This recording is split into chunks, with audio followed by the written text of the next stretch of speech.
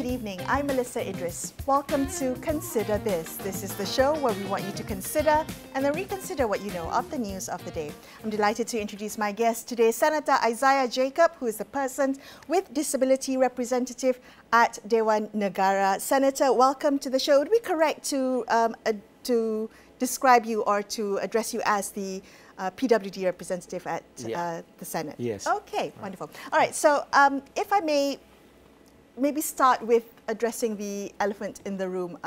There was a significant conversation going around the persons with disability community regarding the terms that we use. And in May, they had written an open letter. Almost 200 PWD advocates wrote an open letter asking you to reconsider the use of specially abled or orang kelainan upaya. Let's talk a little bit about that. Maybe you can share your thoughts about this and whether it's influenced your current approach to the language of your advocacy.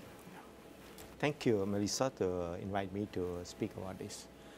First of all, regarding the term of the orang kurang upaya in Bahasa Malaysia, is something like dismotivate a person. Orang kurang upaya. That means we are looking, they are not, can't do anything. So this is where I was proposing in the new Akta OKU, there should be orang kelainan upaya. Or the latest what I heard is that one of the professor was told me is that orang kelainan khas, orang keperluan khas, keperluan OKK. This is one of the lecturer was told me recently. So in the term of the current situation, I'm looking is very important.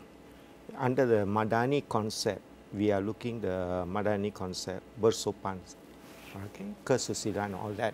So when we say orang kurang upaya, is you make a person demotivate. Okay, so in my experience, I met a lot of people, my community, I met a lot of, and they agree with me. That word is really actually a demotivate somebody's life. So this is where I was telling we need to change to make a orang kelainan upaya or special needy people, special needy or special able people, like the other countries using, like Canada, Australia, UK, they are using this kind of a word. Are you sure? Because the UN guidelines clearly advise against using terms like specially abled. Yes. They claim it is condescending. So you may think it's demotivating, but international guidelines and the PWD community themselves have widely rejected specially abled as condescending. Yeah, this was rejected some time ago. So we are now the new generation. Okay. We have to look what the new generation looking. So it's a come. That's why I say what I'm trying to say is that we need to study on that part. Okay. Even the reason I was attend the Commonwealth workshop in Nigeria, the recent one last month, I highlight on this, and they was agreed. Yes. Are you saying that the international community now is rethinking its use of persons with disabilities? Yes. Okay, that's interesting, and I agree with you, Senator, that language is important. It is how it shapes society and how it provides a reflection of people with disabilities. True. But many people, many advocates, especially in the open letter, felt that focusing on terminology risks diverting attention away from pressing issues like education, employment access, healthcare access. So let's talk about, how would you respond to that if they say focusing on terminology is distracting from the concrete measures? See, terminology is, I'm not going to spend more time on that because that is quite a wide issue. We need to study a lot of things on that. But what I'm very focused on this now is that the need of my community now. For example, education, work opportunity. These are more important. So that's the reason I don't want to respond on that open letter because we have a lot of things need to do. Okay. Okay, and this only my idea. What I feel, I bring it up to the people. Okay, it's not compulsory. It's not act yet because the act still there. Yeah. 2000 Acta 2008 is still there. So we still follow that. But in my own view, I just say what I feel and what I heard from the grassroots. So this is what I'm telling. So people must understand that everybody got their view. Every leader who come, they have their own view, and they got their something what they feel is good for the community. So you've been senator for 18 months. 18 months. 18 yes, months. This yeah. is halfway through your Yes, tenure yeah. of 3 years. What concrete measures have you implemented to advance the rights of people with disability in your 18 months as senator? 18 months went very fast. It's gone. It's very fast. You know, I can't even imagine myself. It's already 18 months. You see, days are going very fast, and the amount of the issues, the problems, is a lot. It's really very much. Okay? Like for example, educations, public transport, work opportunity, employment issue, all these things. So we in the Dewan Negara, I even highlighted this in the parliament, and the government are looking on this issue. You see, it cannot done everything overnight. It needs a lot of things we need to study, we need to go through all the things, so it will take some time. So for me, the 18 months is very tough things, but I already brought a lot of things to the government to look on that. For example, the job opportunity. They must tell the government policy is a policy. It's not in the act, the 1%. The 1% yes. employment quota yes. for people with disability is not. Yes. It's only the policy. It's not as an act. So what I was putting the pressure to the minister, it should be in the act. Okay. Under the Akta Pekerja 1955, 1955. Once it's come as an act, and then if any, for example, even the Astro, if they never employ or never fulfill the 1%, anybody got the right to take them to the court. So now, nobody can take to the court because it's a policy. Right. It's a volunteer. Yeah. I want, I take. If I can't, you can't do anything. Yeah. I mean, 18 months may have gone really quickly for you, but I think for the watching public, particularly those in the community, the PWD community, they are eager and hopeful to see progress. Yeah. So, you know, like all ministers have to come up with the 1 year report card. Yes, yes. In the 18 months, what can you say you have achieved so that people are hopeful for the second half of your tenure? All right. The first things I was brought in the parliament was the PDK, the Pusat Pemulihan Community. The PDK students, Plateau, okay, their allowance, okay, earlier before this was 150 ringgit.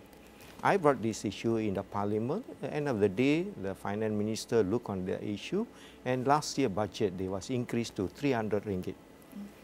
Okay, so this is one of the things we did on that thing.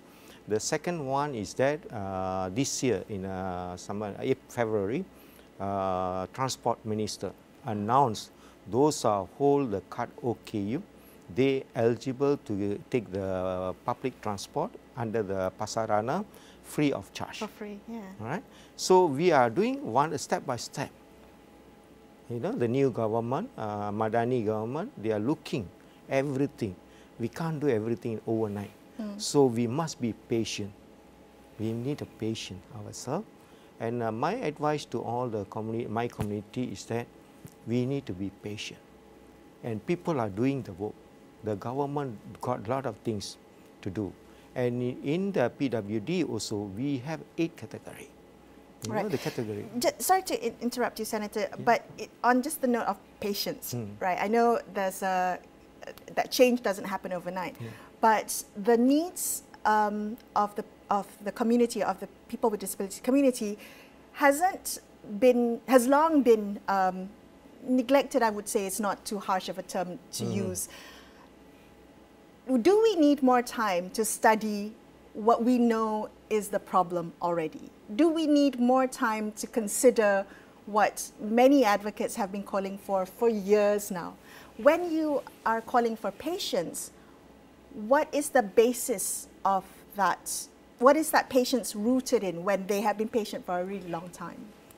My question back to those raised in the issue, why when you see the law, why you never take that time? Why you are coming down? Understand? So the leaders who come. So you're asking why there's an urgency now on their part? No, agencies is there. Is that I never deny on that is there, but the thing is that we are follow the law because I can say who's implementing the government. They will tell, look here. For example, I give you. I raised so many times about the Akta 2008 in the parliament. Okay. I only can put the pressure to the government. Who is have to do the work? The minister, the law minister, the AG. They have to come. And when I brought the issue, the minister was told me, I not blame the government, I not blame the minister now. Here, in my community, I say my community because I always included myself. You are. Okay, I'm part of them. Yes, I'm part of that. We, honestly, I'm very sad to say, we are not united together. My community is not united together. When the minister told me, I want to bring the Akta in the parliament, one group come and tell, no, this Akta we need to do, I cannot accept, we need to do changes. Then they have to take back to the, do again. Then after they finish, they have to bring again to the parliament, another group will come. So what I'm trying to tell is that we have to be united.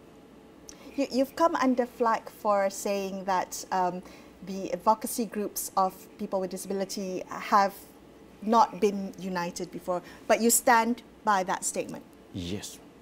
So what I'm trying to do is that, what I'm trying to approach everybody is that we have to come in one roof, one roof. And then we have to come out with one mind, one things.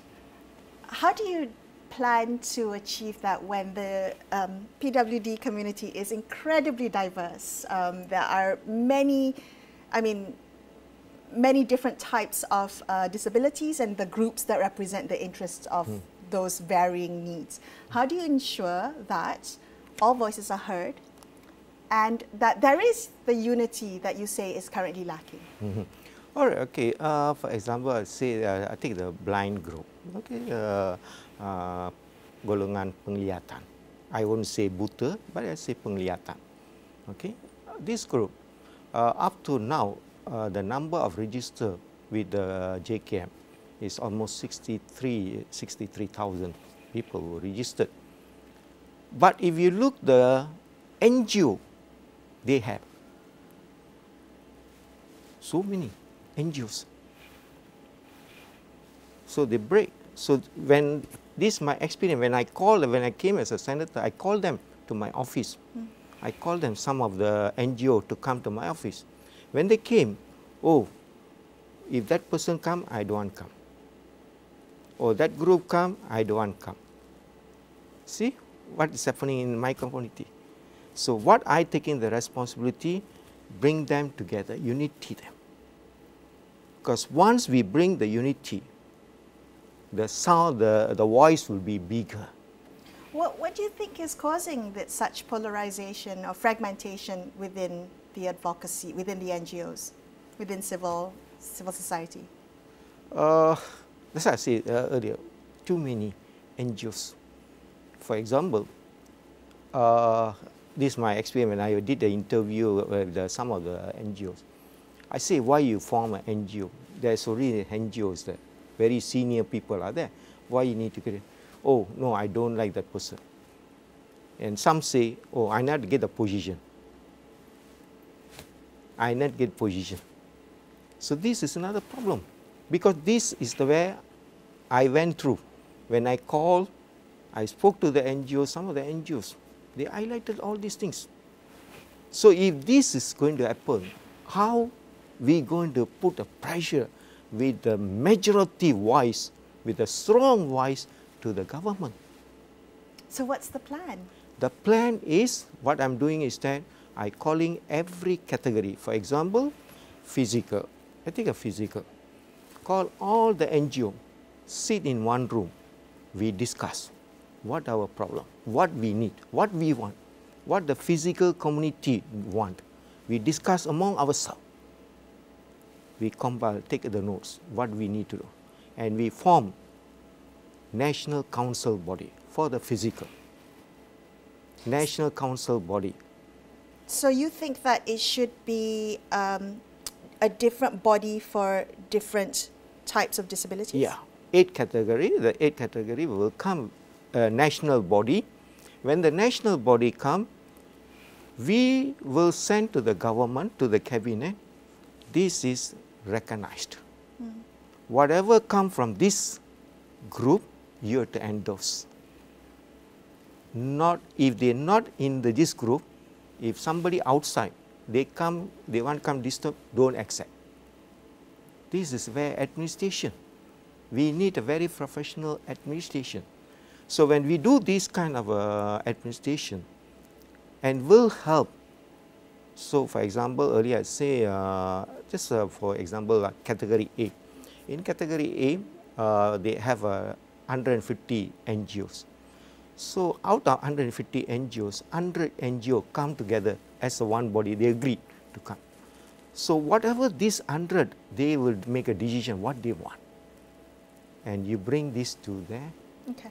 That sounds like significant engagement needed with the community. How is that going? Are you engaging with them? Yes, Are you meeting I'm starting. them? I already started. I getting people now. Under my office, I have a lembaga penasihat. So for all this category, I'm going to start the first round somewhere once I back from Australia after the CP Commonwealth. I'm going to start call them to have this, and then I planning next year something for these people to solve this problem. So we talk a lot about progress and what we would like to see achieved during your tenure, Senator, but maybe you can help us understand the challenges and the limitations of a senator in Dewan Negara in trying to advocate for multi-ministerial collaboration and also PWD inclusion in policy making. Yeah, because of all limitation is there. But I taking some extra. What are the limitations? What are the challenges you face in trying to get ministries to have to see policy making through a lens of inclusion? To the government sector, I never see any problem. There's nothing actually. Earlier, I say it's ourselves, my community. They need to change. They need to come as a united. When we come as a united, we can have a very strong voice with them. In all the government, all the agencies, they are there to help us, to help every single PWD people. But how we need to do? I wrote a letter to all the ministers. I want to visit every minister. I want to discuss what are the benefits, what are the things they are prepared, they got for my community. Right. They are responding. What did they say? There are so many things they got for our people.